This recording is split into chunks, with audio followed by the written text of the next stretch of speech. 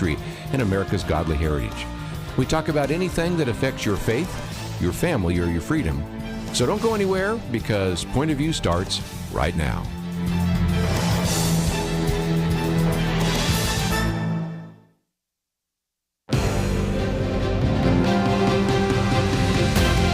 Across America, live, this is Point of View.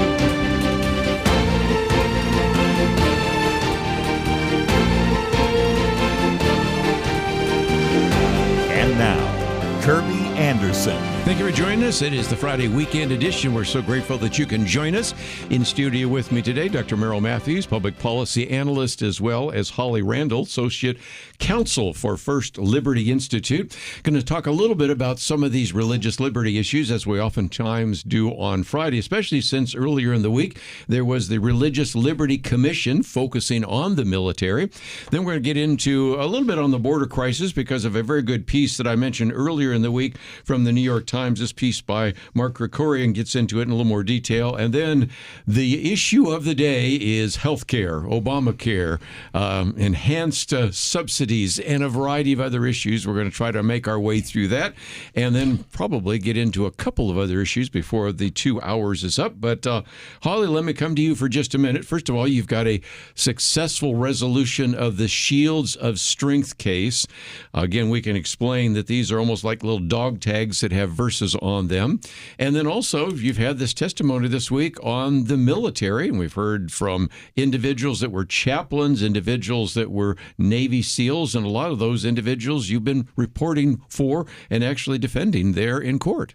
Yeah, it was a big week for religious liberty in the military, starting with the Shields of Strength case. That has been going on since I was an intern at First Liberty. I mean, it is one of those cases that you hear about what's happening, and just sometimes the wheels of litigation move quickly and sometimes they move slowly. And so we're thankful that we were able to get a resolution in that case, get a really favorable settlement for our client. That's always a huge win.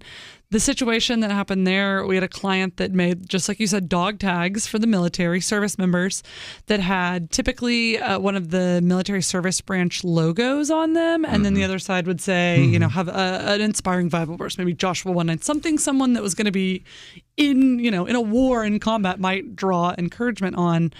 And what's interesting is that senior leadership of the military loved them. They were encouraged by them. They bought them for their men. I mean, these dog tags were prolific among service members. And then the wrong people got wind of it and decided, well, we can't possibly have a Bible verse next to the Army logo, because any person that sees that is going to think the government is speaking through that Army logo and is saying that Bible verse, which, heaven forbid the government acknowledge that Joshua 1:9 exists, right? But the good news is that we were able to bring that case to a favorable resolution for our client. And, hopefully we get to see Shields of Strength in the future for our servicemen and women. They can draw an encouragement from that. Dr. Merrill Matthews, you're a student of history, and it seems to me that one of the very first things General George Washington did was to establish the chaplaincy. So certainly he did not see any conflict between having spiritual impact on those individuals who are going to fight the American Revolution.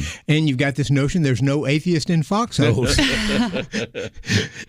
Religion and military have gone together since forever, and so it's very clear that that's the case. And the fact that the government would step in and try to affect this is just well, maybe it's not surprising these days, but it's unbelievable. Yeah.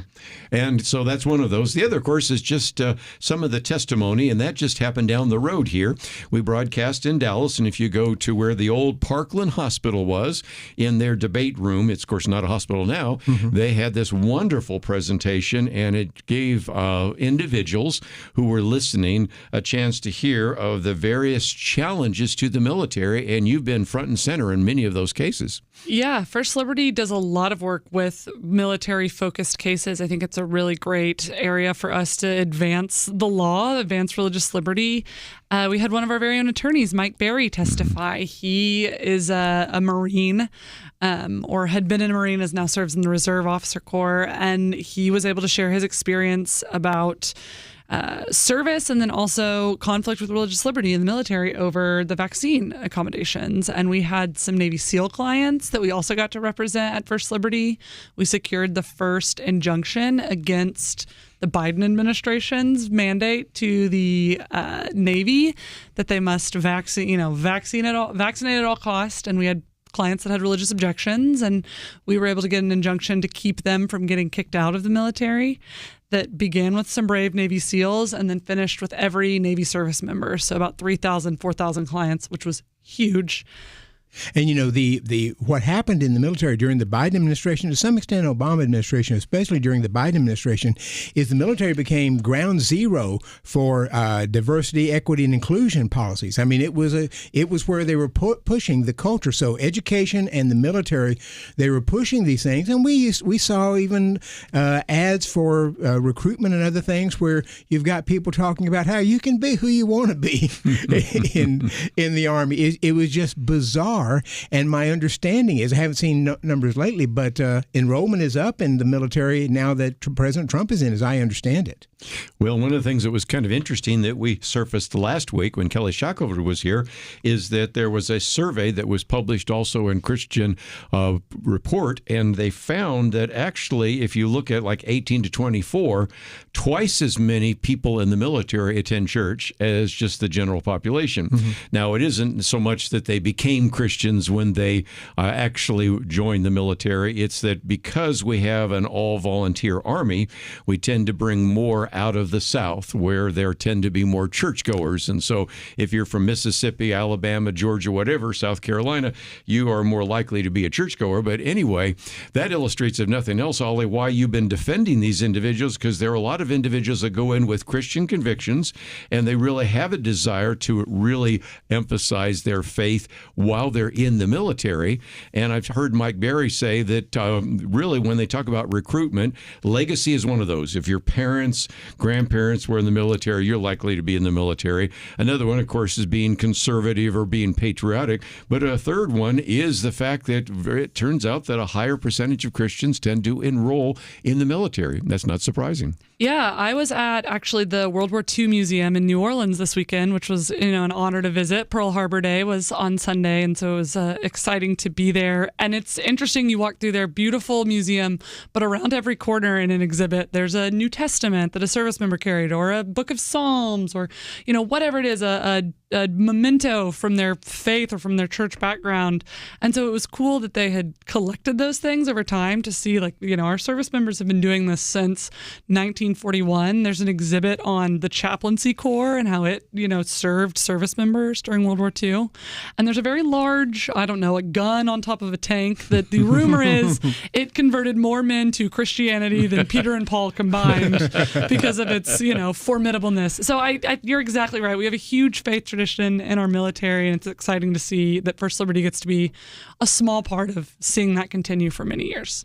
Again, last Sunday, December 7th, was, of course, Pearl Harbor Day, and that's just another good reason to talk about the military. So if you are in the military, maybe you have somebody who's served in the military, or you just like to know a little bit more, click on the particular See More button. The first one is on the Shields of Faith, and you can actually get an image of what that looks like. And the second one is a summary of the Religious Liberty Commission rights in the military. And so if you would like to see that, Kelly Shackelford also has made it really possible for him to summarize that. And there is a link if you would like to watch the testimony. All of that is available on the website. When we come back, though, let's talk about the border for just a few minutes, because then we're going to spend a lot of time talking about health care. But I thought we'd come back to that topic since it's in the news right after this.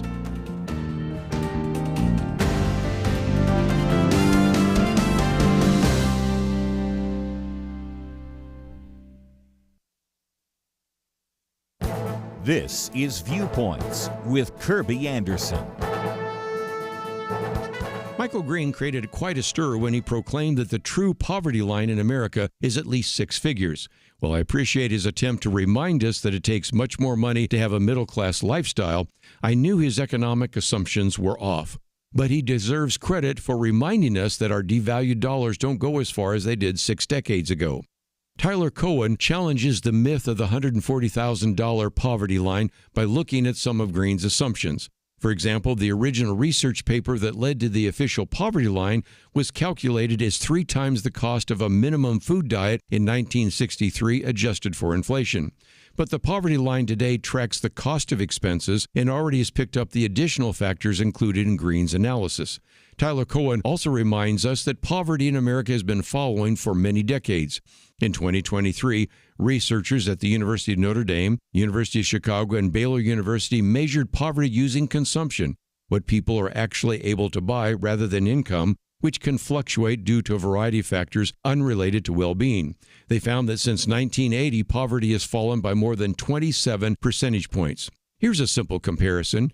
In 2023 dollars, the average household spent more than $10,000 on food in 1960 and about $10,000 on food in 2023. At the same time, the average family income rose by over $85,000 and median family income by nearly $55,000. Michael Green is correct that it takes much more to live above the poverty line. It just isn't $140,000. I'm Kerby Anderson, and that's my point of view. For a free booklet on a biblical view on big data, go to viewpoints.info/data. That's viewpoints.info/data.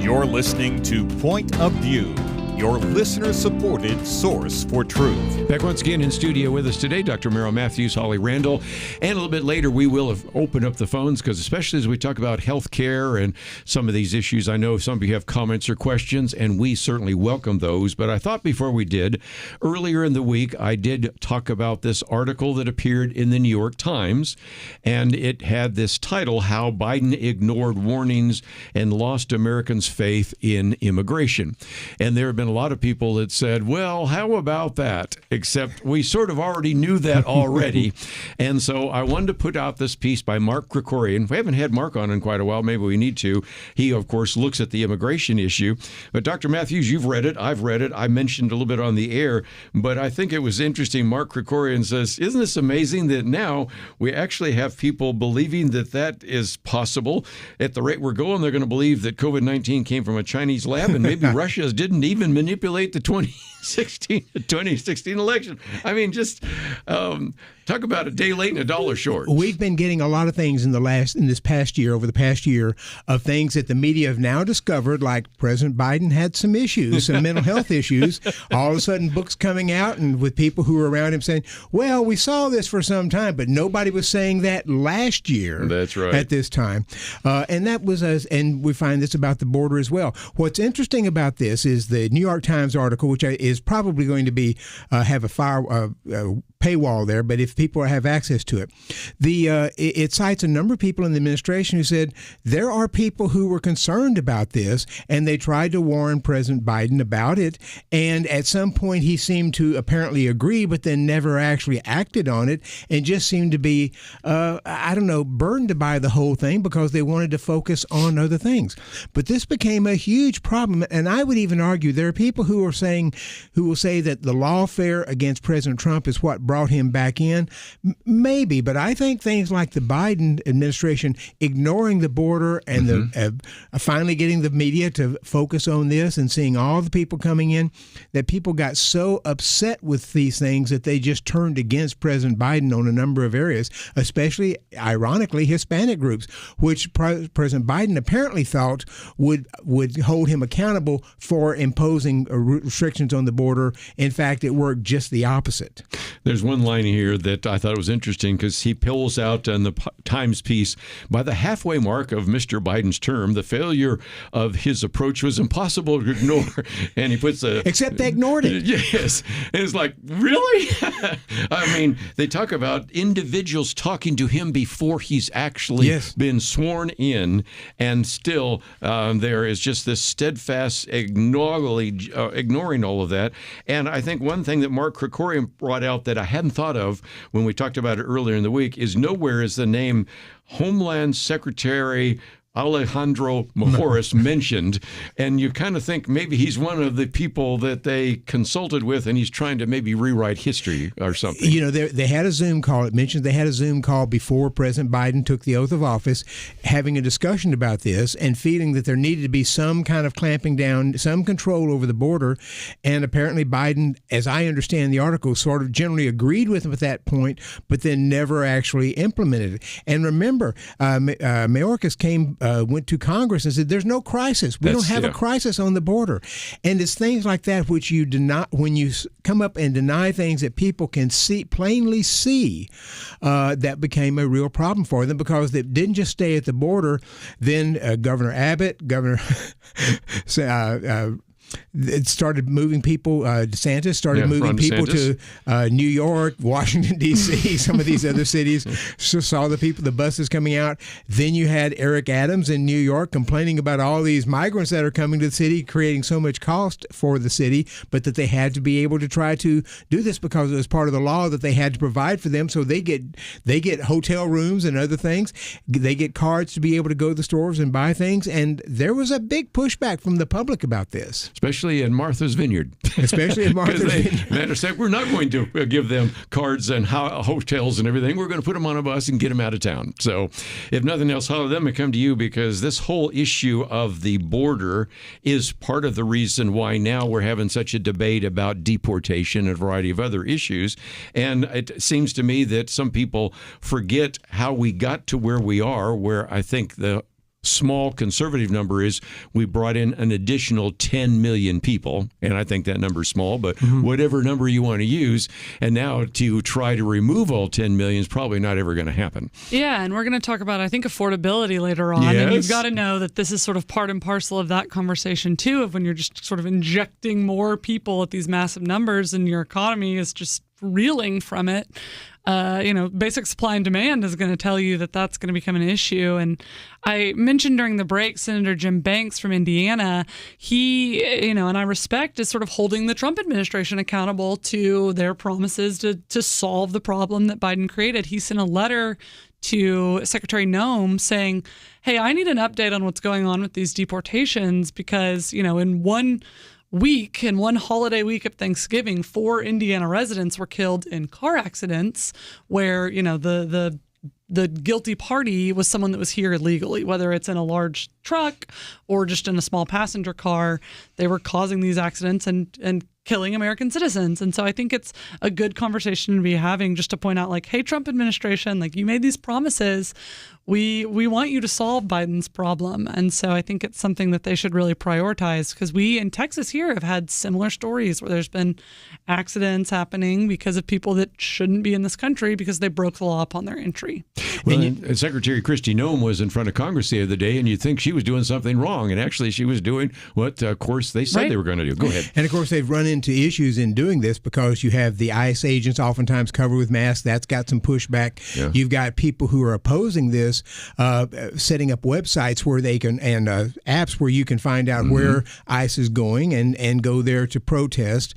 So it's become a real confrontation right now, and I don't know where this is going to go, but the Trump administration keeps trying to push this. And of course, the revelation that a lot of the Somali people in Minnesota were gaming the system and taking in billions of dollars in fraud just sort of adds to the sort of the general tenor that we need to be careful about who we let in the country. Well, since you mentioned Somalia, let's bring it up just for a second because we won't get to it again.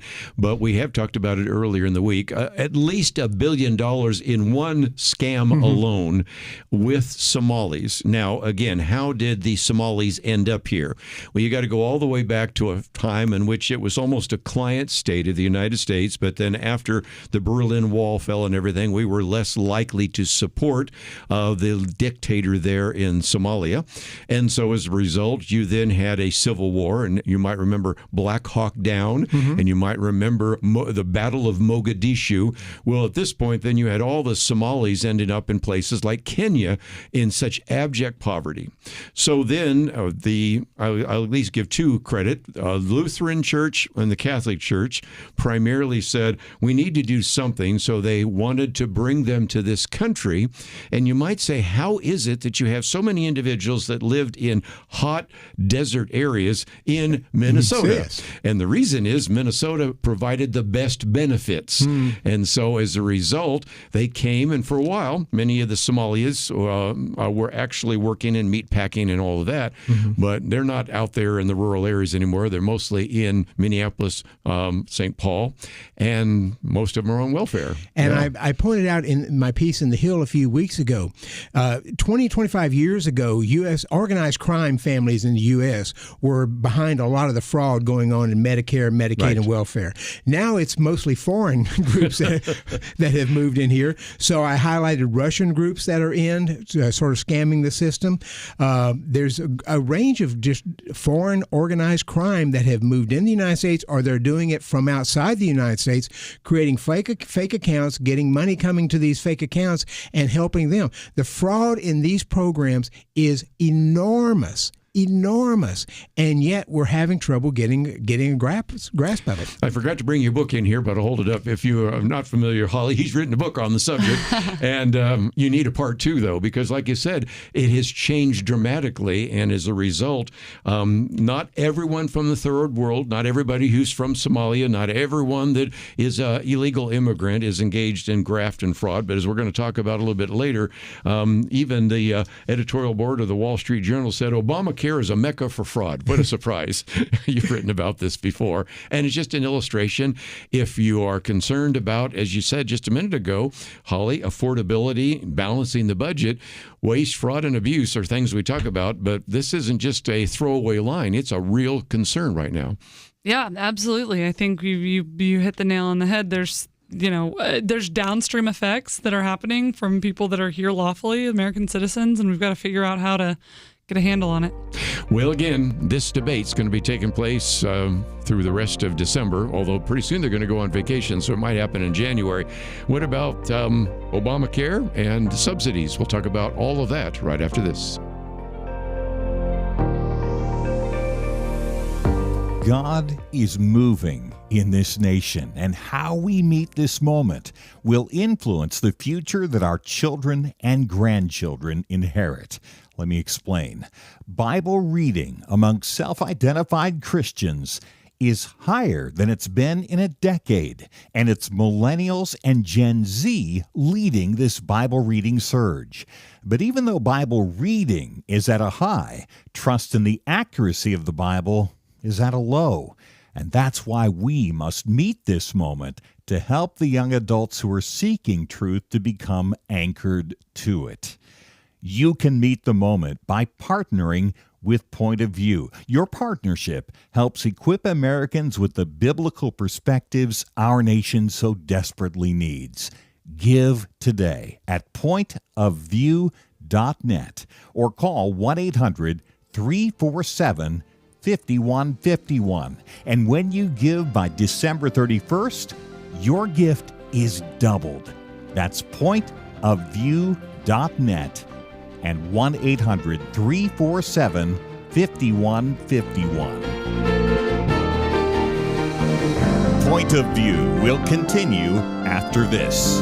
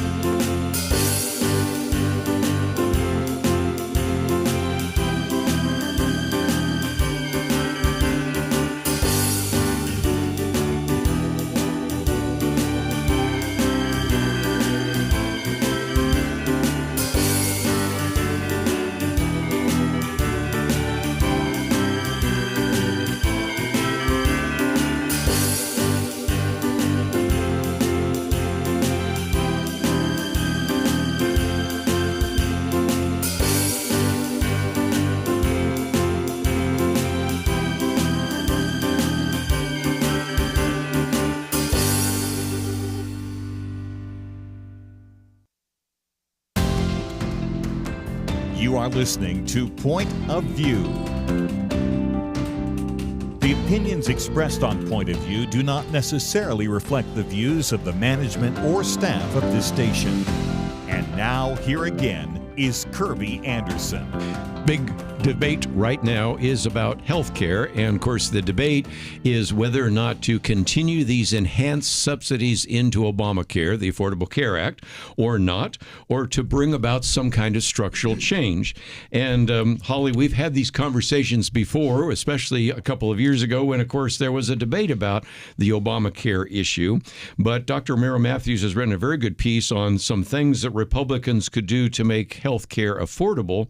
But help us out for just a minute. I think a little bit of history, Dr. Matthews, would help, because when this was first passed, it was voted on, and even John Thune yesterday reminded his fellow Democrats in the Senate, all the Democrats voted for it, none of the Republicans did, so stop blaming us for the disaster we have. But the problem is, and we talked about this the other day with Betsy McCoy's piece, if you're going to charge healthy people the same that you're going to charge people that are sick, that's like trying to feed a dachshund and a Great Dane, she says, with the same food, the same amount of food. Doesn't work. And ultimately, healthy people say, I don't want to be in the Affordable Care or Obamacare. I'll go somewhere else. And then the system gets sicker and sicker and sicker. And as a result, you almost need subsidies to keep it from collapsing in. Which we tried to explain to them back in 2010 when Obamacare passed. And Democrats would not buy that argument at the time. They said, well, we've got a mandate for everybody to have health insurance, so people won't be able to game the system. Well, it turned out they gamed the system anyway, and Republicans eventually sort of zeroed out the mandate. But that's what happens when you say you can enter the healthcare system at any time, or even just during the open enrollment time with any kind of medical condition, and we're not going to restrict you. People will wait until they need medical care because they may not, if they have any kind of cost there, they may not want to do that. So then they enter the system when they get a major medical condition, and that drives up the premiums for everyone. And that means younger, healthy people who are really may not go to the doctor all year long, and they've got to pay these premiums. They look at this and say, this is just not worth it for me paying these premiums. So we told them back in 2010, what's going to happen is that as these sicker people move into the pool, premiums are going to go up, young healthy people are going to drop out, and the pool will get smaller, and it'll get sicker, and the premiums will go up, which is what's happened. The only way that's kept the pool from collapsing is the fact that in 2020 they increased the subsidies for people, 2021, and the subsidies have masked the rising premiums that have been going up. So additional Obamacare had subsidies for people, but they added additional subsidies, what we call enhanced subsidies, and it's not all the subsidies, it's just the enhanced subsidies that went into effect 2021 that are going away at the end of this month. And so the Democrats are saying this is terrible, people are going to face these really high premiums. Just to make sure, and we've said this several times, this is Obamacare. This is not some kind of rogue health insurance business out there. This is Obamacare that you've put in. I noticed during the Democratic debates as they would debate about how bad healthcare system was, it's Obamacare. And not one of the anchors questioning the Democrats to say, but isn't this Obamacare that you voted for back then? But it's Obamacare. And so it's doing what's naturally going to happen. You could not get any Democrat understanding that now. I now hear people in the media saying, well, what's happening is these premiums are going up and young healthy people are dropping out, and that makes it smaller and it gets sicker and the premiums go up, and we got to address this problem. They didn't talk about it then. They are talking about it now, but that's exactly what's happening. Let me also bring in the age issue, because you're younger and you're the youngest around the table here. And when we force younger people to pay the same as older people, I think I've seen some figures on the fact that almost 50% of healthcare expenses come from 5%. I guess what? A lot of those tend to be older folks, and it's not fair to your generation to have to pay the same as some of the old guys around the table who probably have more medical issues. Yeah, that's right. I mean, your listeners probably don't want us to sit, and list off all the reasons we've been to the doctor lately. That's probably not the greatest radio, but I think what you've said is exactly true. It's just basic understanding of how the human body works. A younger person is going to go to the doctor, going to have, barring some sort of pre-existing, some sort of catastrophic medical event, just a normal human being, younger person's going to go a lot less. Yes. And is going to kind of get stuck and swept up in this system where they feel like they're paying for things that are just not entirely a part of their healthcare at all. And so there's definitely some creative thinking that needs to go on how to solve this. I know more about the legal side, of Obamacare and how the Supreme Court sort of magically tied a bow on it to make it constitutional. Should never have done that either. Which I think is a mistake of both policy, but as a lawyer, I think it was mistaken legal reasoning on the part of John Roberts to sort of swoop in and save it by repackaging a challenge to the Affordable Care Act as taxation. this is a tax. Yeah. And I still don't know what that means. But he magically, drummed up the power of the federal government that, is supposed to be very limited and never really had anything to do with compelling people to participate in a healthcare market anyway, by just saying, this is fine. Congress has the power to do this. This is just another tax on the American people. And I remember being in law school and thinking, this makes no sense. And now I'm paying for healthcare and still thinking, this makes no sense. And just so I'm glad you had the legal part too. That's something we haven't mentioned. Just so the listeners understand, about half of the country get their health insurance through an employer. Right. So they're not in Obamacare per se. Roughly 60 million Americans are in Medicare. Medicare is a separate program. It's separate from that roughly too. 75 million are in Medicaid. That's, again, a separate program. So what we're talking about is a fairly small percentage of the population which goes out and as an individual and buys a health insurance policy as an individual because they're self-employed or their employer doesn't provide health insurance or something, and they buy it on the Obamacare exchanges. So this is a fairly small percentage, but it's also where people can game the system in ways they can't in other, because somebody can wait until they're effectively there had been no real restriction on people moving in when they had a major medical condition.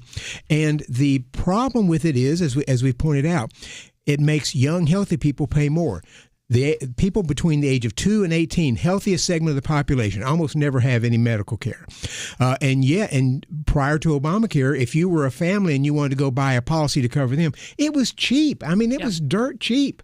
$30, $40 a month was all you had to pay. Yeah, you needed enough for a pediatrician appointment when someone came down with strep throat in the winter. And they were healthy and it just didn't have to spend much on it. Right. Obamacare changed all that, and we're beginning to see as the subsidies are going away, and the Senate voted on this, I think, yesterday, and they were not able to pass anything. So it looks like the subsidies are going away.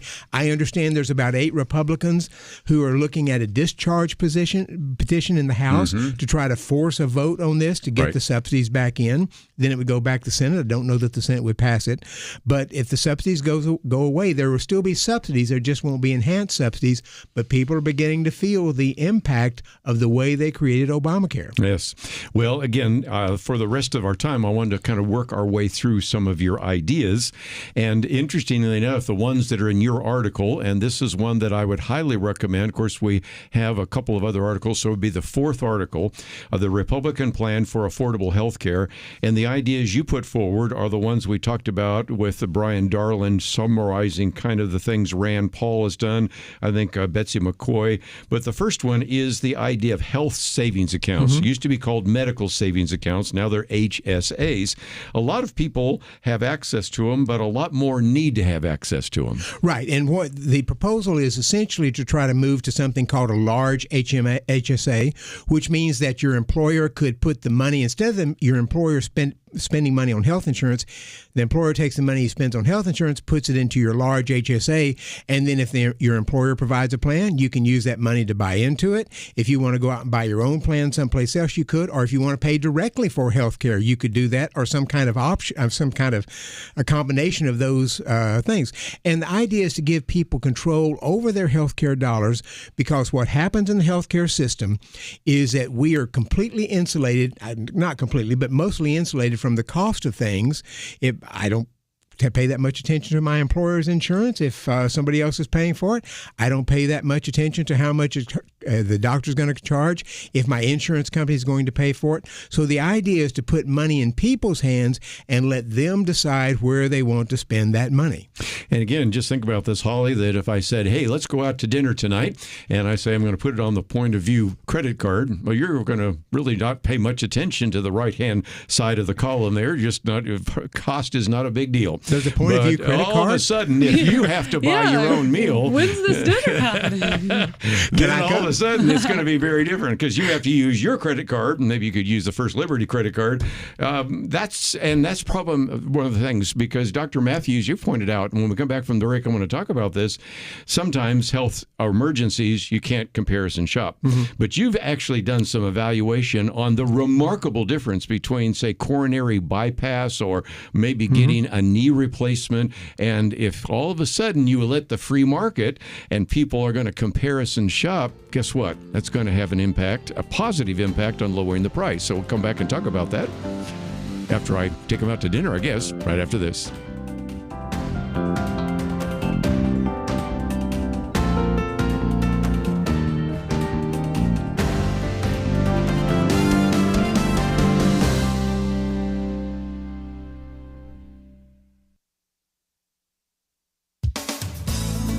The U.S. Department of Health and Human Services has issued its final version of a review of evidence pertaining to transgender medical interventions for minors. This 410-page report serves to update and fine-tune a review published in May. The May report, ordered by President Trump, describes significant harms to children from puberty blockers, cross-sex hormones, and surgical transitions. Risks include sterility, decreased bone density, and altered brain function. The May report was immediately hit with criticism from LGBT activist organizations and mainstream medical organizations. The final version of the report was subject to a peer review process. The 9 peer reviewers came from both sides of the gender transition for minors issue. Family Research Council's Washington Stand reports one peer review of the report came from 2 methodologists at the Belgian Center for Evidence-Based Medicine, who commended its robust methodology. According to the Washington Stand, the updated version lays to rest transparency concerns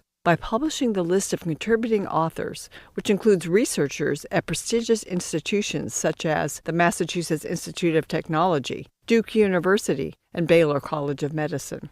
TWS points out that 8 out of 10 authors hold a doctoral-level degree. One author, Dr. Lior Sapir, senior fellow at the Manhattan Institute, stated, "Most of the authors are liberals, Democrats. They wouldn't vote for Trump if he forced them to." Advocates describe these draconian protocols as gender-affirming care. In a press release announcing the updated report, the American College of Pediatricians uses a more accurate term for them: sex-rejecting procedures. This report does not make policy recommendations. It simply documents damage done.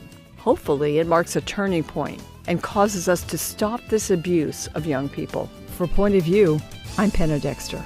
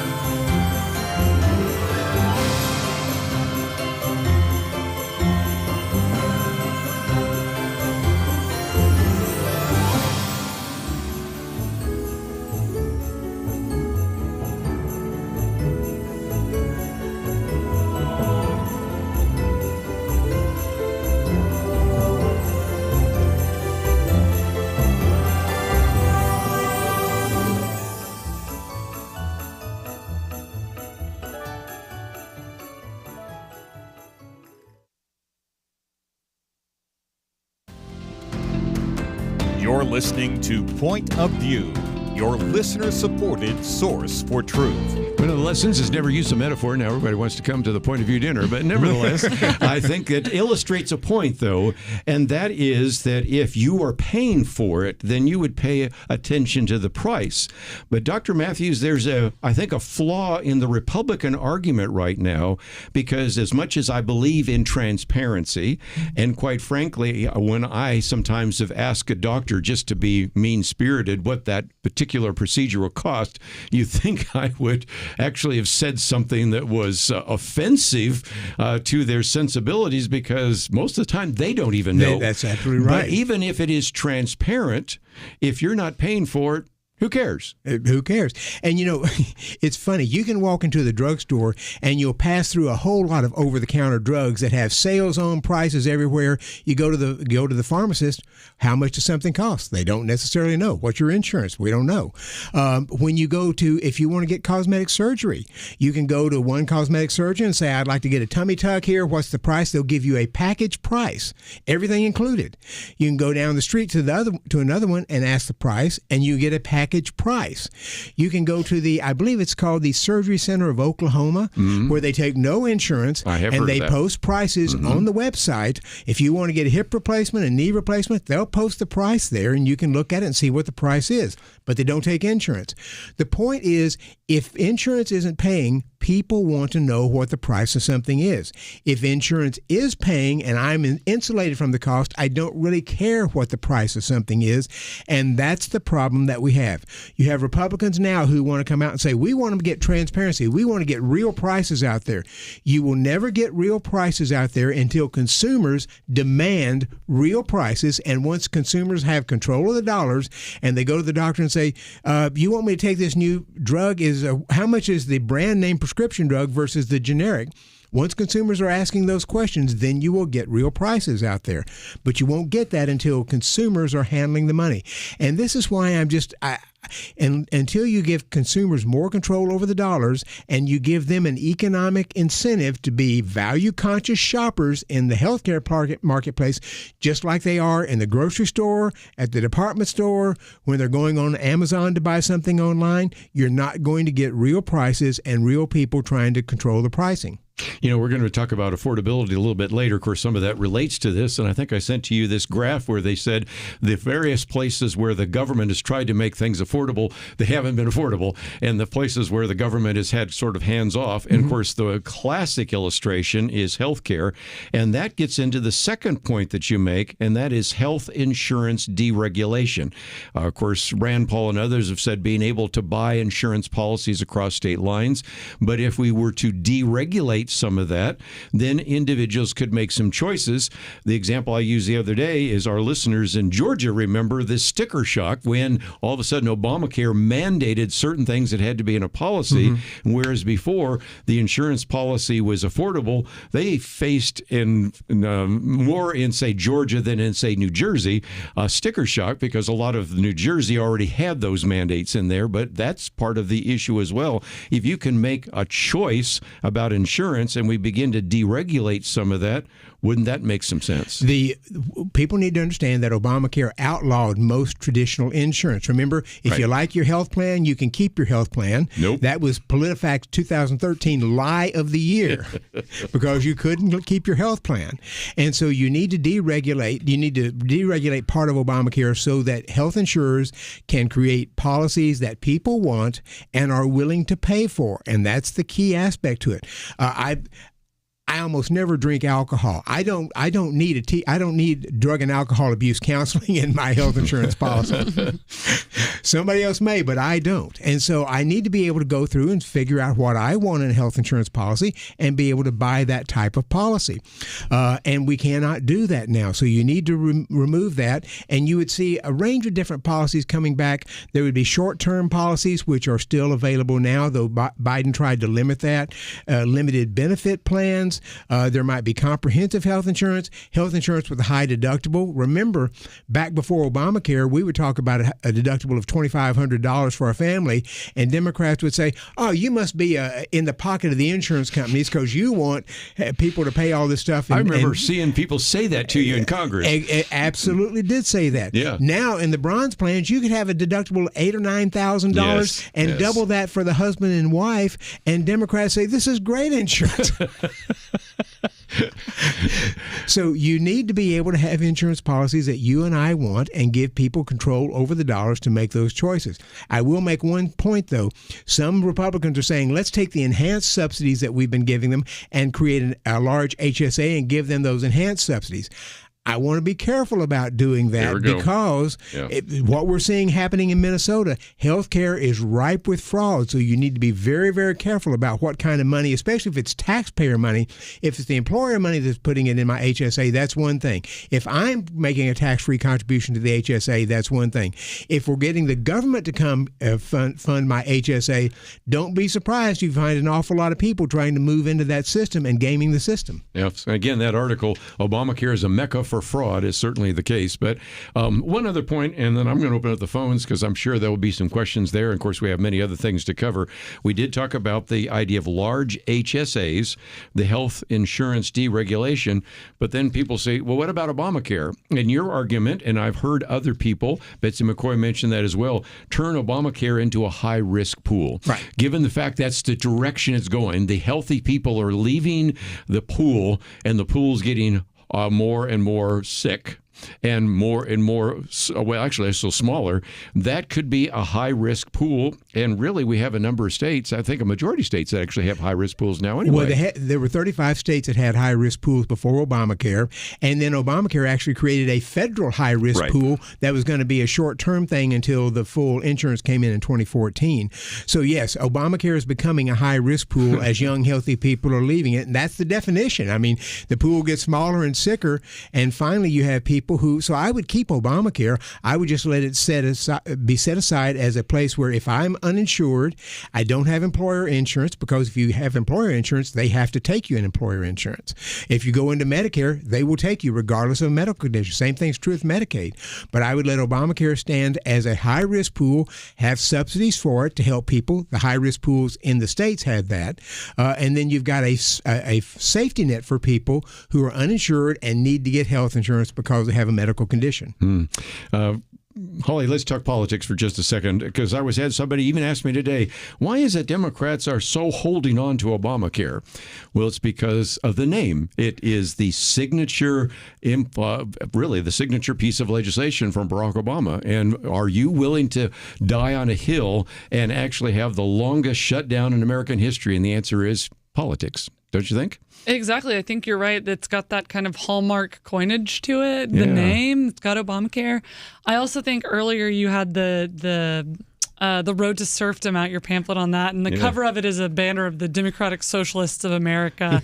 And I think, there's a part of the Democratic Party. We just saw them elect a new mayor in New York City that is really into this idea of universal health care. And they love these kind of concepts of everybody sort of participating in this one system that is economically devastating for the country, but for some reason they think it's, the path forward, the way to success. And so I think there's a part of that party that wants to hang on to it because of Obama, and there's a part of that party that wants to push things like universal health care, and they want to go even further than what Obama started. And so, there's not much room for a lot of dissent. There's maybe a third segment that's saying, wait, we need to do something about this, but I don't think they're getting a lot of airtime. No.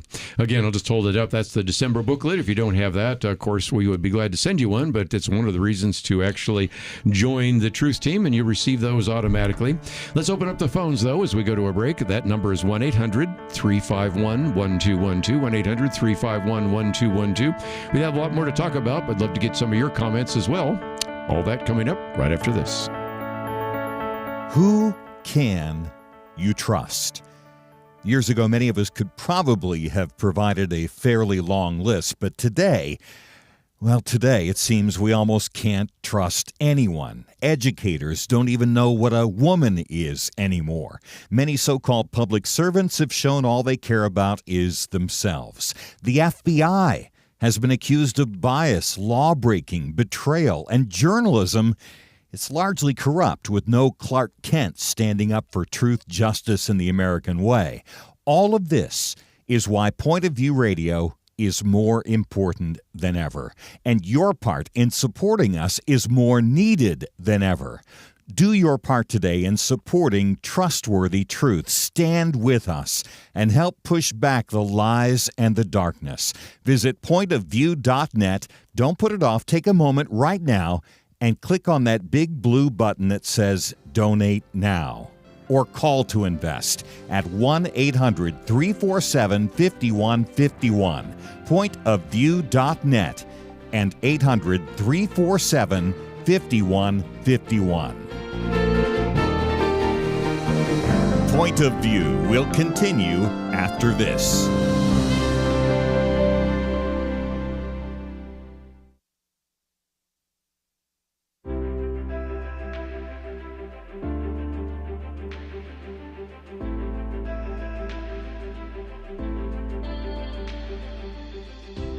I just wanted to tell you, too, how much I have appreciated Point of View over the years. I've always been taught that we take care of our own, and I feel like Point of View is one of our own because of the Christian worldview that you do promote. And so I have become a partner today, and I just want to thank you so much, and just God bless you for all that you do. Listen, I wanted to make a quick comment. I'm a relatively new listener to the show, and I really kind of stumbled upon it more than anything because I'm doing some driving now that I wasn't in the past. And my comment really is, I think you guys and gals are more right on about the assessment of this country right now than anything I've heard. You know, I go home and I tell my wife, you've got to hear what they're talking about on the show. It's just so right on. And I tell my parents the same thing. I'm 25 years old, and I started listening to Point of View about 4 years ago, and it has changed the way that I think and the way that I view the world around me. Point of View Radio Talk Show.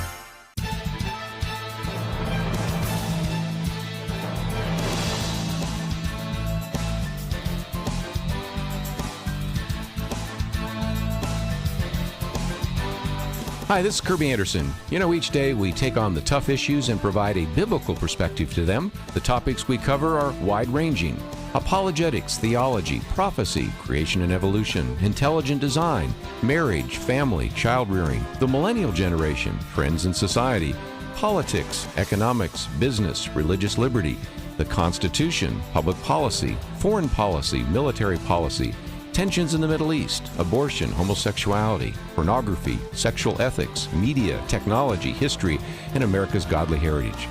We talk about anything that affects your faith, your family, or your freedom.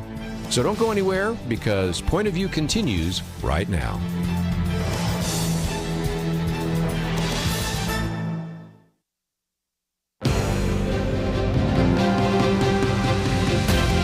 Across America, live. This is Point of View.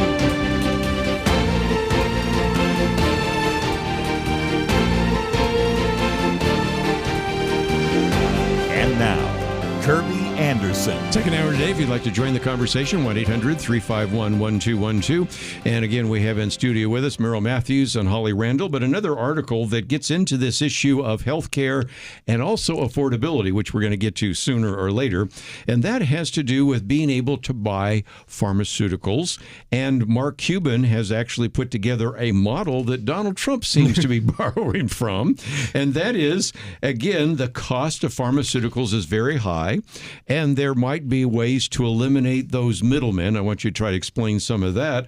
And if you could buy them directly, that would be a real savings to the American people. Yeah, in the current system right now, three major companies, there's a few smaller ones, go and negotiate discounts from the manufacturers of pharmaceuticals, and then they sell those to the various pharmacies out there. And the whole idea behind this initially was, we'll negotiate with the manufacturer, get a deep discount, we'll take a little bit of that and we'll pass it on to most of the discount on to the pharmacies. Increasingly, that notion is that they're not passing on much of the discounts. And so that's been a problem. The pharmaceutical companies have been concerned about this because they get criticized for the price, the initial retail price that they have. And they say, by the time we negotiate the discount, we may get 50% of that price. We may not get anywhere near where that's supposed to be. And so the question is, how do you get past these middlemen and go directly to consumers? And one of the things that Donald Trump is doing, he likes to negotiate deals, and he's been talking to the pharmaceutical companies, and apparently has negotiated deals with some of them where they will discount their prices. Right now, it's mostly focused on the weight loss drugs, but there's other drugs that are being included, and it may be even bigger. And he's creating a new website, which he calls Trump RX. Of course he does. And the idea, this is supposed to come up next year, and they say they're not, the Trump RX is already up. They don't have anything on there, just some statements, but they say, we're not going to directly sell. We're going to just connect you with pharmaceutical companies and places that you can buy the drugs directly. And so it looks like Eli Lilly and some others have created their own website now where you can go and buy drugs from them. I think it's called Lilly Direct, if I remember right. You can go there and buy the weight loss drugs from them directly. It's a significantly less. They're negotiating roughly 50%, sometimes 67% discount. This is a big discount for people where insurance oftentimes doesn't pay for it. And a lot of people are using these drugs. And so it looks like it's going to expand so that people will be able to have access to more drugs. But it's essentially just brand name drug manufacturers negotiating discounts and are creating discounts and letting people come and buy directly from the manufacturer, bypassing the pharmaceutical manufacturers.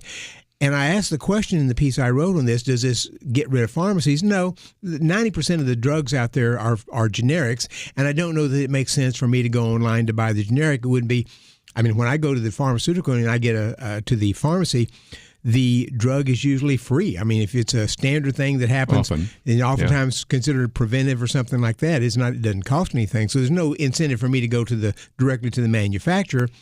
But you may find that some of these more expensive drugs, harder to get drugs, may come online here, and people will be able to go and get those more expensive drugs directly from the pharmaceuticals. Holly, you know, we're in the Dallas area right now, and you know who Mark Cuban is, and I think most listeners do because of Shark Tank and everything else. But what he has put together is a good, simple idea, and that is he buys the drugs from the manufacturers, adds 15% and sells them. So it's cost plus. And for people that have these very expensive drugs, he's been able to make that work. And guess what? Donald Trump seems to have borrowed the same idea. Yeah, I'm actually on the Trump RX website. I'm looking at it right here, and it's exactly what you'd expect, right? A big picture of Donald Trump sitting behind the Resolute desk in the Oval Office with a what looks like a pill that rotates January 2026.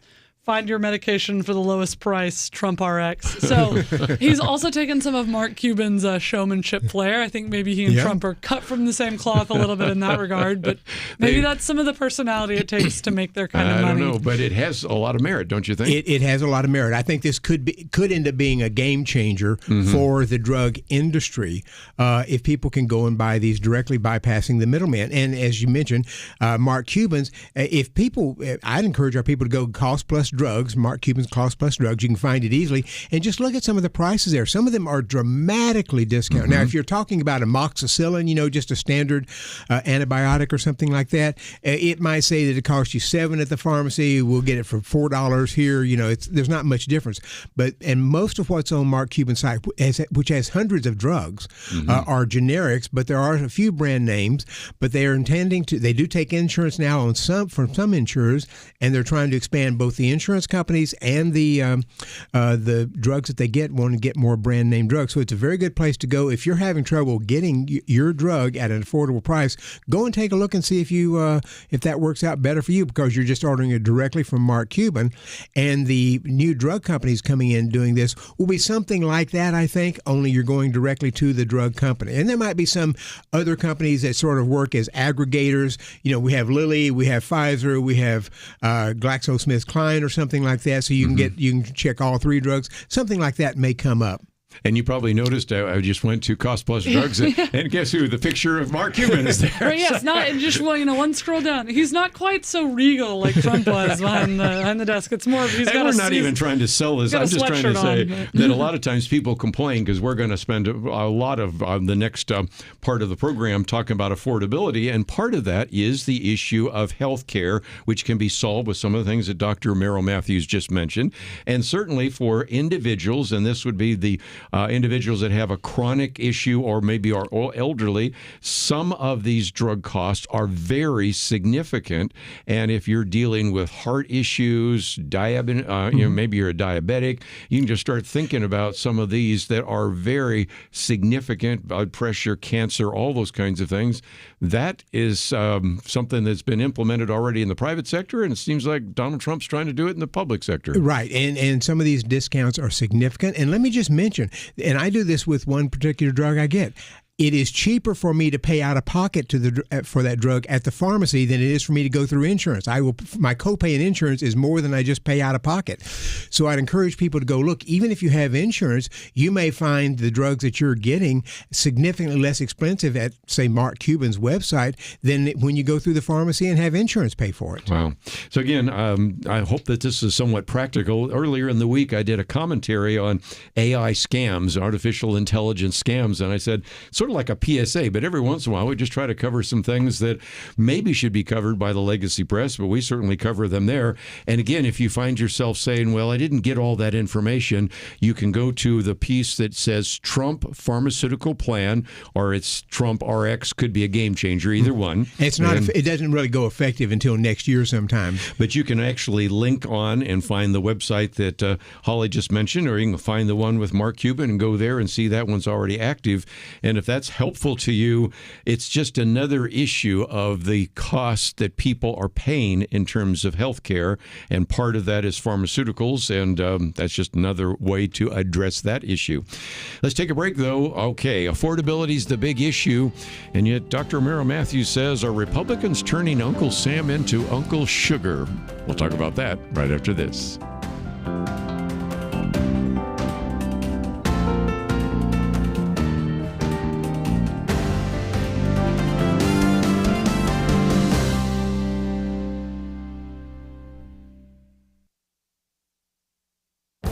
This is Viewpoints with Kerby Anderson. Michael Green created quite a stir when he proclaimed that the true poverty line in America is at least six figures. While I appreciate his attempt to remind us that it takes much more money to have a middle-class lifestyle, I knew his economic assumptions were off. But he deserves credit for reminding us that our devalued dollars don't go as far as they did 6 decades ago. Tyler Cohen challenges the myth of the $140,000 poverty line by looking at some of Green's assumptions. For example, the original research paper that led to the official poverty line was calculated as 3 times the cost of a minimum food diet in 1963, adjusted for inflation.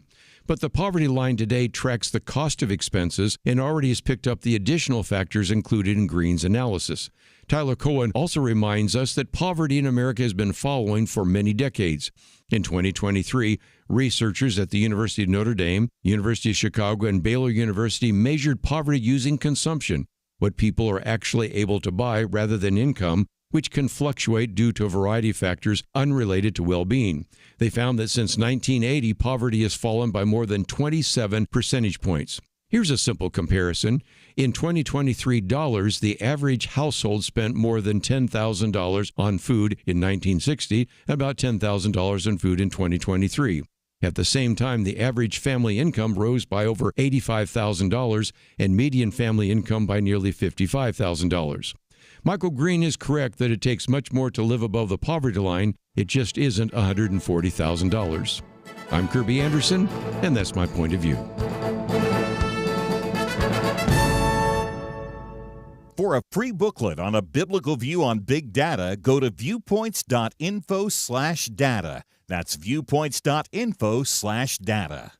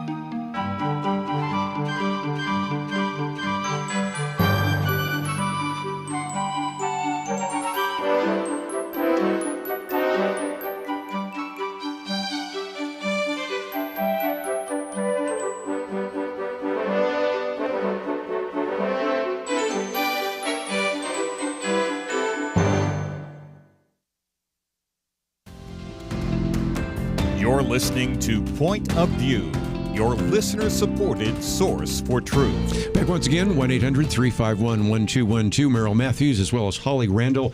We haven't really talked about Medicare, but I think this would be a question that would be a good one to put on the table. So, Fran in Georgia, thank you for calling today. You're so welcome. I love your show. I'm 72. Most of my medicine I get from Medicare. Mm-hmm. But not too long ago, they told me that I had to pay $2,000 for an asthma inhaler. I was able to get the same inhaler from Mark Cuban for $65. You made our point right there, didn't you? Yes, sir. Yes. And first of all, just the whole issue of Medicare. Talk about that for just a minute, because Fran has raised the question, and we haven't talked about that in a while. Yeah, this is part of the problem with having the middleman in there, and the prices that are just, the prices are so opaque, you don't know, you just can't figure out how does the farm agency charge $2,000 and I can go to Mark Cuban and get it for $65. But because she's doing it out of pocket for this, maybe she's using, but I assume she's doing this out of pocket, you have a reason to ask the question, where do I get value for my dollar? Where can I go out and find the best price for the same product? And that's what consumers do. And as you point out, if I'm in a car wreck and I'm being taken to the emergency room, I'm not asking the price of the doctor. Yeah. Probably not. I shouldn't anyway. But in this case, in the vast majority of cases, we can ask the price price on something and try to do some comparison shopping for trying to get the best deal. And if we're doing that as a country, we will significantly lower healthcare spending. Yes. Holly, comparison shopping. I mean, I'm sure you're a shopper, and everybody else looks at prices and all of that. And we have one area, like you said, that's opaque. And yet here, I think the mindset is, well, I'm in my 70s now. I'm on Medicare, so I won't ask the question. But if you ask the question, guess what? You'll find some pretty good answers. Yeah, comparison shopping is always a good idea. We were poking around on Cost Plus just during the break, and I was looking at some of them, and it was like you can save 5 figures worth on drug. You know, it almost seems too good to be true. There's a little part of me that's a tiny skeptic, and I'm like, well, what are they sending me? You know, is this a vial of the medication I need, or is this just, you know, saline? I'm glad you brought that up, because some of the pharmaceutical material that you get online is coming from China, isn't it? Mm-hmm. Yeah. Oh, yeah. Talk about that. So you have to be careful about it, because the problem of people who are saying, well, we're importing drugs from other countries, and it's coming from Canada or it's coming from England, it's the exact same drug. Sometimes that's the case, but it isn't always the case. Yes. And so there are many cases these are sort of being brought in from other sites, and you're trying to do that, and you end up getting either a drug that's been compromised, a fake drug, something like that. So sometimes you can get the right thing, sometimes you can't. And so being able to go to something like Mark Cuban, who's getting it directly from the manufacturers, there I think you're 99.99% safe that you're getting a drug that's right. All right. Well, let's get on to affordability. And Holly, I'll come to you for just a minute, because what are we doing to your generation? Because it seems to me that, first of all, this piece by Dr. Merrill Matthews, are Republicans turning Uncle Sam into Uncle Sugar? And the picture they have is where you have Michael Dell and his wife. And I did the other day talk about the fact that they were willing to add to that the Trump plan for those young people that are out there.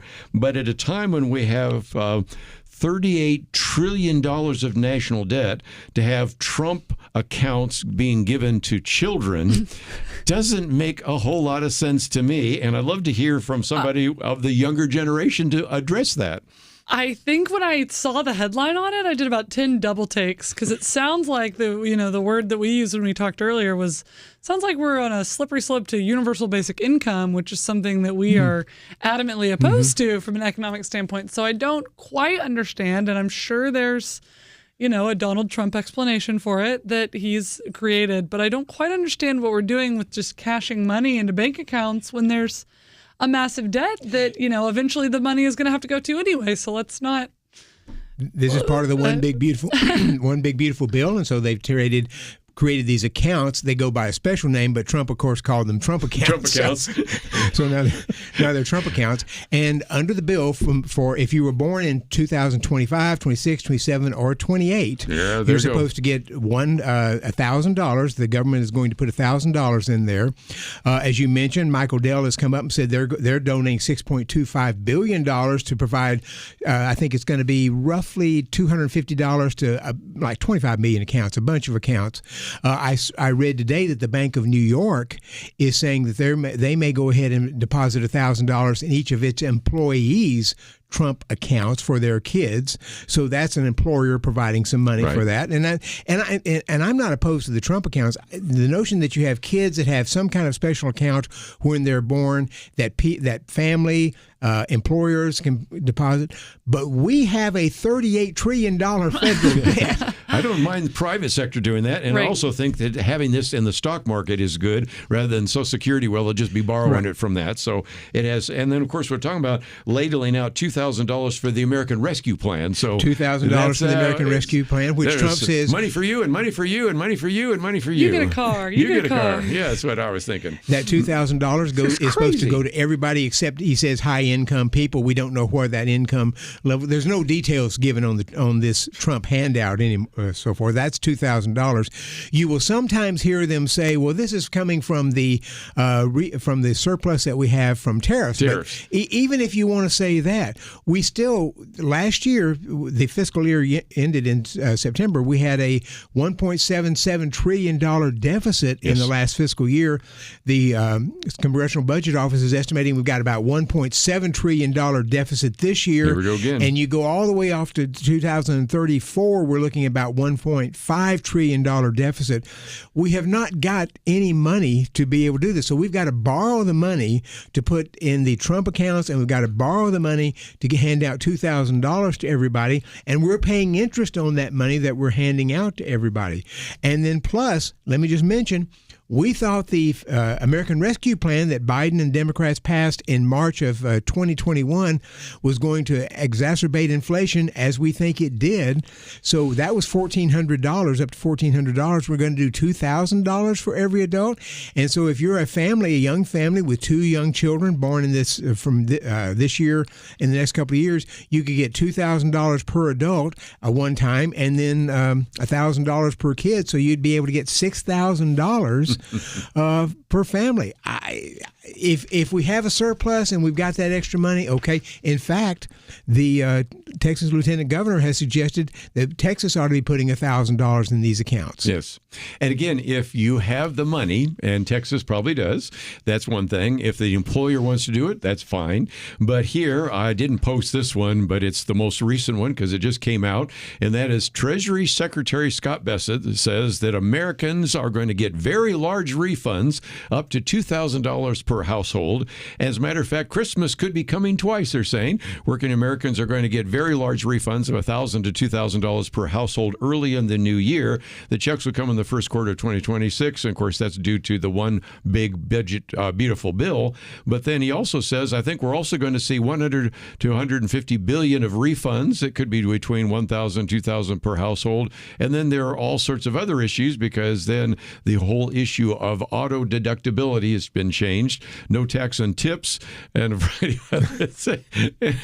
And it's, again, you get a car, right? Yeah, So, it's almost like I would rather just pay less on the front end. Yes. Than have to sit, than give the government its interest-free loan and sit and wait for me to maybe get my refund, So it's frustrating to be a consumer and think, I would just rather have the item for cheaper to begin with and keep more money in my pocket that way. But, and you hear the administration is conflicted on this, because at one point they'll say these tariffs that are coming in from other countries, which aren't coming from other countries, are coming from Americans, businesses and individuals. They're lowering the deficit. We're paying off the debt. No, we aren't. No, we're not. We've got a deficit, and so but you can't lower the deficit if you're taking the money and handing it out to people. Yeah. So which one is it? Are we lowering the deficit, or are we paying people? It's one thing or the other. And I think we just told the Supreme Court they weren't revenue generating, yes, if I we did. remember right, by the administration. So it's a confusing time to be tracking the economic policy of the Trump administration right now. Well, we've been hearing from Dr. Merrill Matthews, and again, that piece is up there, but I thought I'd come back to Adam Mill. By the way, that is not his real name. That's just his name that he writes, but it's pouring gasoline on the affordability fire. And he reminds us again that whether we're looking at Obamacare, whether we're looking at these $2,000 stipends, or a variety of other issues, if indeed this issue of affordability is a really important issue in the midterms coming up next year, then aren't we pouring gasoline on the affordability fire? So we'll come back and talk about that. And then, of course, since we're talking about giving all this money to kids, liberals aren't having kids, conservatives are, so maybe the conservatives would benefit from some of those benefits, but that's just another article I thought we might talk about, because it has some impact long range as well. All that coming up right after this. Where does moral truth come from? According to 58% of Americans, individuals determine moral truth. A quarter of Generation Z says society determines moral truth, and morality can even change over time. Only 42% of Americans believe that truth comes from God. I don't know about you, but I find these numbers extremely troubling. It really is a crisis of truth, and that crisis has consequences. Look at society. Evil is called good, good called evil. People with biblical beliefs are called bigots, or worse, they're canceled. But there is hope. The Bible promises the truth will set us free, and that's why Point of View is relentless in our commitment to the ultimate source of moral truth, God's Word. At Point of View, we know that God's truth is eternal, and if we stand together, we can help more Americans apply His truth in their daily life. Help Americans find truth again by giving at pointofview.net or call 1-800-347-5151. That's pointofview.net and 800-347-5151. Point of View will continue after this.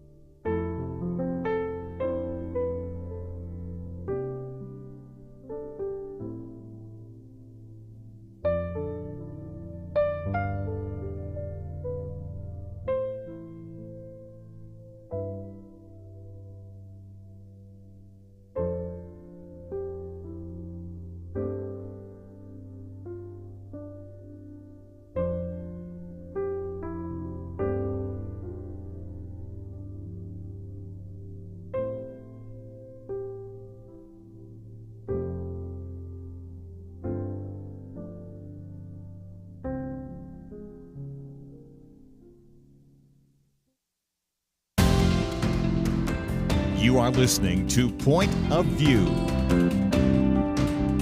The Opinions expressed on Point of View do not necessarily reflect the views of the management or staff of this station. And now, here again is Kerby Anderson.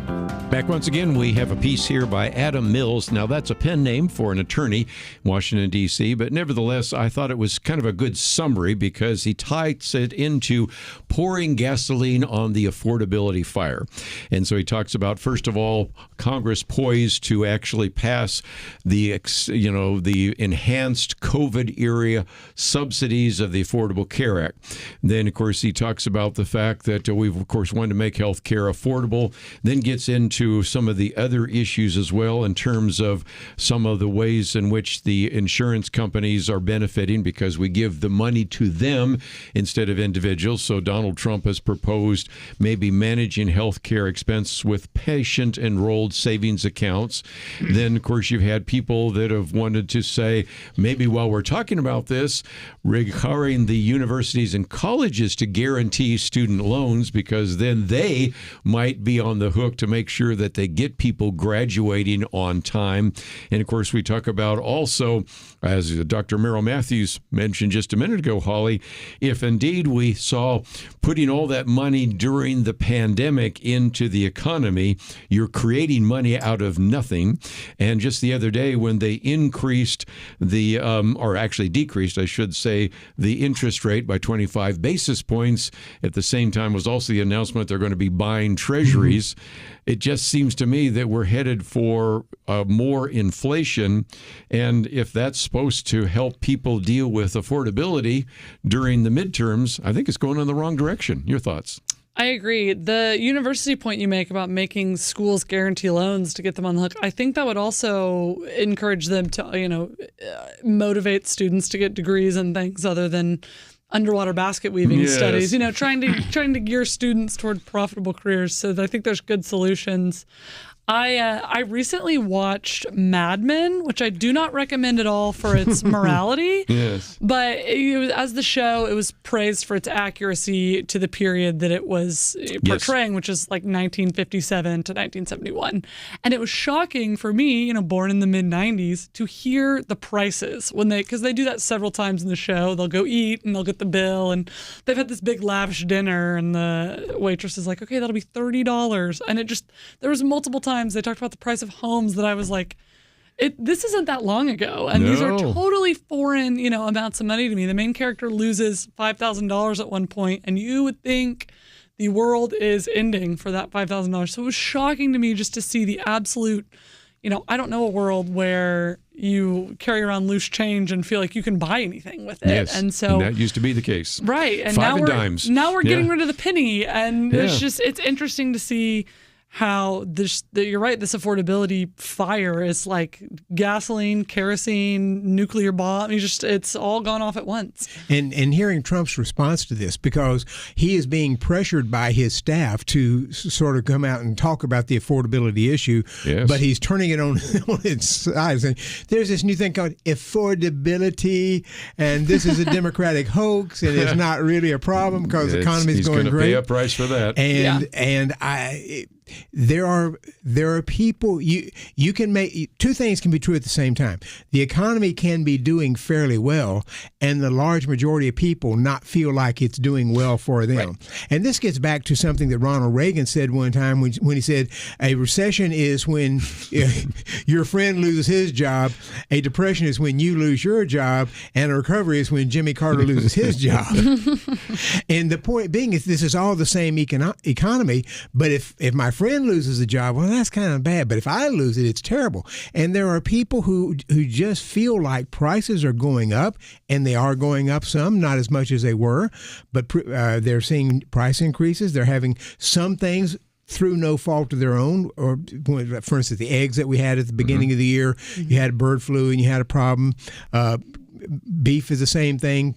Cattlemen have killed off a lot of their ranges, or their cattle a while back, and now they're low in stock, and so that puts the price up. So there's a number of reasons for this, but people are feeling a pinch out there, and just sort of negating this and making fun of it does not work. And I just point out, Biden tried to do the same thing, even at a point when the economy is going pretty well. Biden tried to say, well, it's going well. I don't see what the problem is. Obama tried to do the same thing. He would have what's called the summer of recovery, as they tried to say things are going better than they were, and people didn't feel like it. Yeah.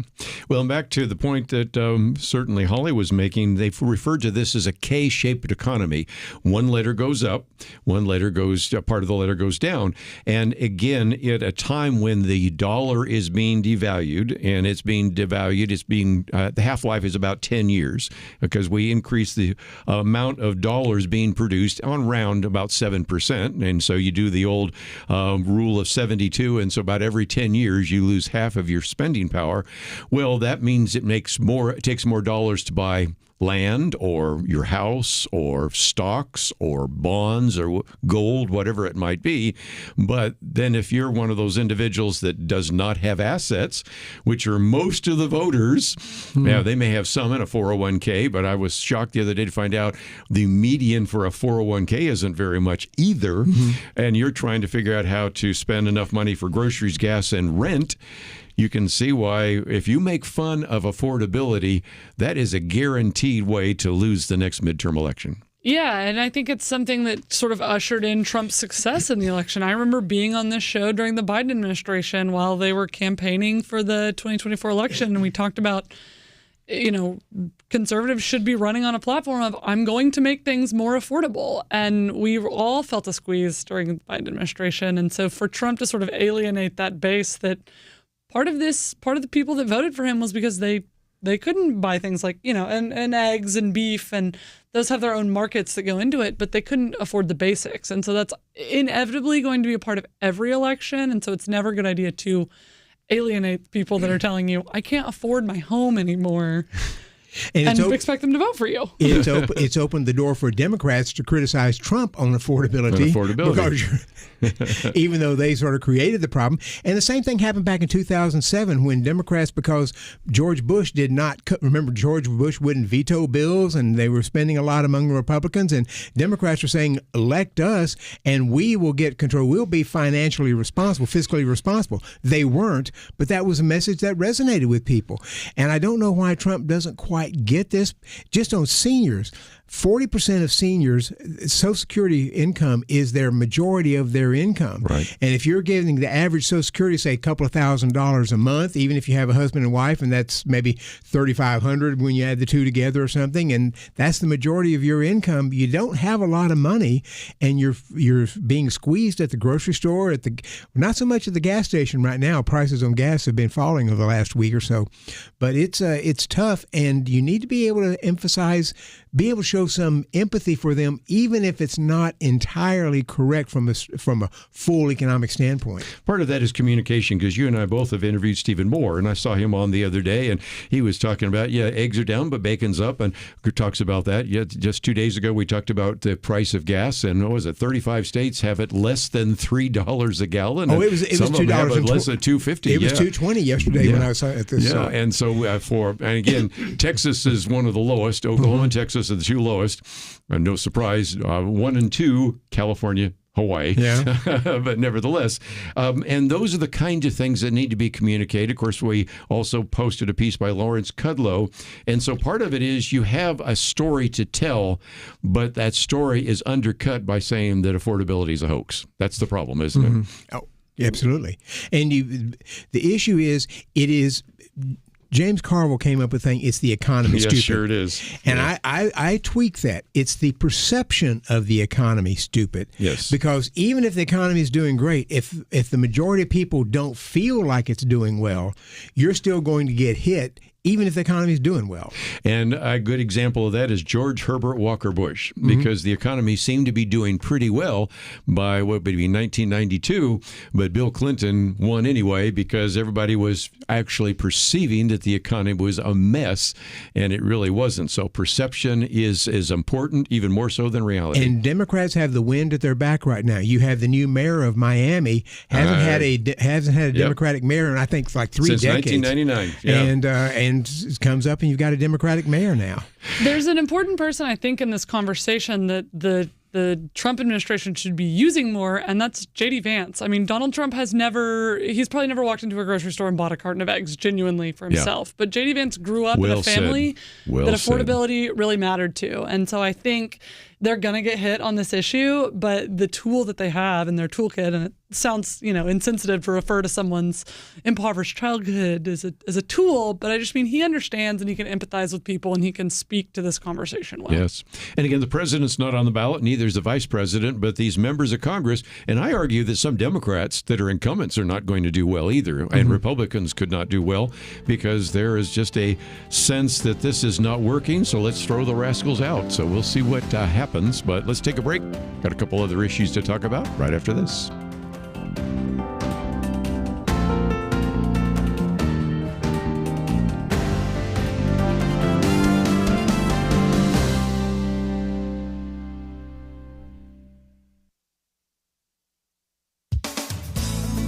The U.S. Department of Health and Human Services has issued its final version of a review of evidence pertaining to transgender medical interventions for minors. This 410-page report serves to update and fine-tune a review published in May. The May report, ordered by President Trump, describes significant harms to children from puberty blockers, cross-sex hormones, and surgical transitions. Risks include sterility, decreased bone density, and altered brain function. The May report was immediately hit with criticism from LGBT activist organizations and mainstream medical organizations. The final version of the report was subject to a peer review process. The 9 peer reviewers came from both sides of the gender transition for minors issue. Family Research Council's Washington Stand reports one peer review of the report came from 2 methodologists at the Belgian Center for Evidence-Based Medicine, who commended its robust methodology. According to the Washington Stand, the updated version lays to rest transparency concerns by publishing the list of contributing authors,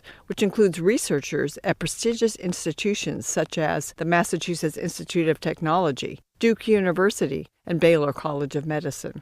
TWS points out that 8 out of 10 authors hold a doctoral-level degree. One author, Dr. Lior Sapir, senior fellow at the Manhattan Institute, stated, "Most of the authors are liberals, Democrats. They wouldn't vote for Trump if he forced them to." Advocates describe these draconian protocols as gender-affirming care. In a press release announcing the updated report, the American College of Pediatricians uses a more accurate term for them, sex-rejecting procedures. This report does not make policy recommendations. It simply documents damage done.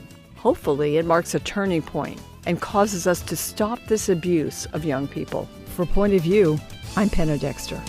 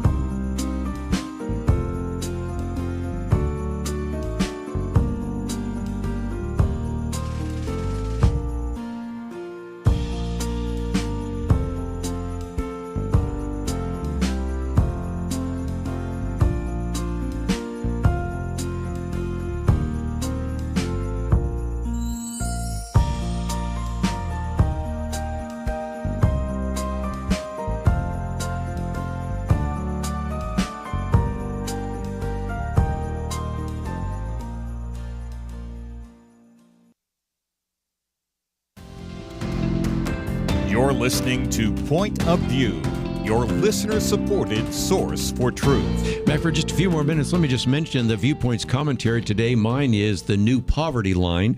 That comes from something that Michael Green created, in which he said we should move the poverty line, but I just disagree that it's $140,000. But he uses a calculation that I show you Tyler Cohen challenges. But it does illustrate the fact that that number has moved rather dramatically because of the cost of health care and medical care, child care, and a variety of other things. And Penna Dexter's piece is on the pivotal trans report. And both of those issues we might get to in the future, because there's a very good place next week where we'll be able to cover that in more depth. But I thought just around the round table, and I put this one here for Holly, if nothing else, you talk about the fact that when we look at some of these issues, we oftentimes look at the fact that the younger generation maybe isn't having children. And that may be true, but there's a remarkable difference, and that is liberals, as Ingrid Jacques says, aren't having kids. Conservatives are. And years ago, there was a study that was done talking about the remarkable fertility gap between liberals and conservatives, and also the fertility gap between Christians as well as secularists. And so if you are certainly not necessarily pro-family, you're not necessarily going to have children. And if you play this out over a generation, it does seem to me, Holly, that you're going to have more young conservatives out there. And they even start with some of the comments that were made by conservative activist Charlie Kirk. Yeah, I don't think it's necessarily a bad thing as someone that wants to see, conservative ideas flourish. Obviously, we want to make sure that our population has a sustainable birth rate and we're not facing some of the crisis that I think maybe Japan is having, where people aren't having children over there, and that affects healthcare costs, to wrap all things up together. But, if I have a family that wants to have 7 children and raise 7 conservatives, then I think that is really, a good outlook for our conservative electorate. If we're teaching them, good biblical-based voting, then I say more power to them. I was at a Republican event a while back up there, kind of where you live, buddy, and it was kind of interesting, Dr. Matthews, and I pointed this fertility gap out, and I had somebody saying, well, yeah, but then when they go off to college, then they turn into liberals. And I said, I know, that's been a conversion there as well, but nevertheless, I think there is a general trend that conservatives are having more children, and even more to the point, when we ever talk about this issue of the fertility gap, I've had a lot of people say, we certainly don't see this in my church, because we are just completely jammed to the gills with Christian parents having kids. And part of that is if the church is really talking about the fact that children are a gift of God and are valuable, not only are they having more children, they're less likely to be aborted as well. Yes, that's true. And then the fertility rate for both conservatives and liberals is down, but more so for liberals. And, if you're a liberal and you just in many cases, they want to travel, they want to work, they want to do things, and they don't want to be burdened by children. And so they oftentimes just decide they're not going to have these children. And in some cases, they may feel like this is a conservative country, and I don't want to bring kids into the world where Donald Trump is present, something of that nature. And so they don't do that. We're just seeing that increasing. They talk about one other issue there, which I thought I'd talk about with Holly, and that is one poll found that women 18 to 29 are more likely to have voted for Kamala Harris, whereas the men more likely to vote for Donald Trump. And so we're starting to see a gap. This is the first time, if I can pull another poll, and that comes from our interview we did earlier in the week with George Barna, more Gen Z men are going to church than Gen Z women. So we've never seen that. It's always usually the women dragging the men to church, but this has turned out a little bit, and maybe that has something to do with what we call the Charlie Kirk effect. Exactly. I think it's been encouraging to see, just like you mentioned, the growth of young men in church. And there's statistics somewhere, I'm not going to quote them accurately, but I'm going to tell listeners to go find them, about the change that if a father brings his wife and family to church, the rest of the family is more likely to become Christians and, regularly attend church, rather than if just the mother is a believer in the family. And so I think it's a cool testament to just say, the Lord knows how people's minds work and how we're wired and how to make sure that, his people become a part of his kingdom. And so it's encouraging to see young men going to church, particularly I think in more Orthodox type denominations are seeing a lot of growth. And I think that's an interesting phenomenon too, that we're moving away from some of the more like non-denominational types and seeing growths of Orthodox, more liturgical denominations. And, I don't know. I don't have the magic words to attribute why that would be happening, but I think it's really encouraging to see as a believer. But, two things that have happened, especially since the 70s, more women have entered the workforce. Right. And over the past 20, 30 years, they've just not just entering as secretaries and so forth, they've gotten high degrees in science, STEM things, healthcare especially. We We see a lot of women in healthcare, and these are jobs that tend to take more time, and they may feel like they have less time to be able to devote to that. And you just have women who are more career-oriented than they would have been years ago. Secondly, families spend a lot of time taking the kids to play soccer, play lacrosse, go to gym class, and so forth. And it's a very time-consuming thing. They didn't do that when I was young. And the question is, if you have 5 or 6 kids, it can be harder to do that. So some of the fertility rate, I think, is just based upon higher income people taking the kids, but having we can't have too many because we've got them doing so many things. You know, in an agrarian society, probably a better way to say that, a child in the family was a tremendous benefit. They figured maybe even $100,000 benefit over the life of the child in terms of being a farmhand, and now it's at least a $200,000 deficit. So that's changed dramatically. And Holly mentioned Japan, but let's just talk about that for a second because we aren't there yet. But if you want to see the future, if we don't turn some of this around, South Korea, I mean, it's really hard to even find enough individuals to be in the military.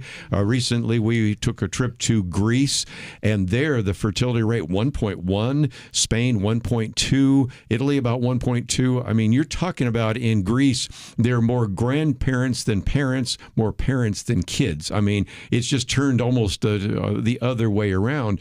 And how you keep that economy going is a real question. So the emphasis that J.D. Vance is putting on we need more babies in the United States of America, and also I guess we're going to be paying them the Trump accounts. Maybe that's something that will stimulate that. Hey, I don't know. That might motivate some people. It might. I know they tried that in Hungary, and it's actually worked pretty well. I've traveled to Hungary a few times there, and Orban, I guess, is the prime minister there, and that's something they provided some benefits to young families. So maybe, but I think you have to really have a culture of life, and that's certainly what you find within Christian communities, don't you? Yes, absolutely. And of course, they make children a joy and not seem like a burden. Yes.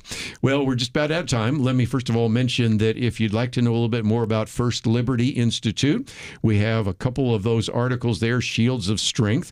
If you'd like to connect up with, of course, Dr. Merrill Matthews, we have his pieces here, for example, on the Affordable Care Act, on the pharmaceutical plan, the rescue plan, and some of those. And all those articles are available on the website.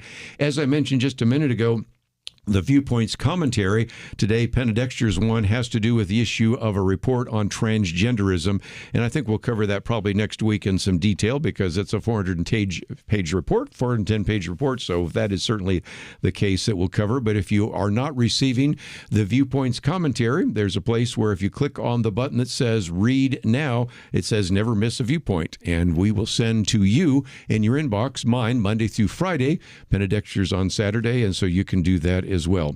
Don't forget, as we're coming to year end, we now have a matching challenge up to $155,000. So your gift will be matched dollar for dollar, and I hope that you will consider what you might do to give to this ministry. Most importantly, I want to thank Megan for help engineering the program. Steve, thank you for producing the program. We'll see you back here on Monday, right here on Point of View.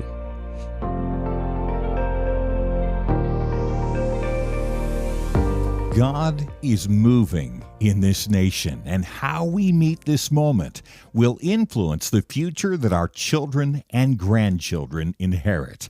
Let me explain. Bible reading among self-identified Christians is higher than it's been in a decade, and it's millennials and Gen Z leading this Bible reading surge. But even though Bible reading is at a high, trust in the accuracy of the Bible is at a low. And that's why we must meet this moment to help the young adults who are seeking truth to become anchored to it. You can meet the moment by partnering with Point of View. Your partnership helps equip Americans with the biblical perspectives our nation so desperately needs. Give today at pointofview.net or call 1-800-347-5151. And when you give by December 31st, your gift is doubled. That's pointofview.net and 1-800-347-5151. Point of View is produced by Point of View Ministries.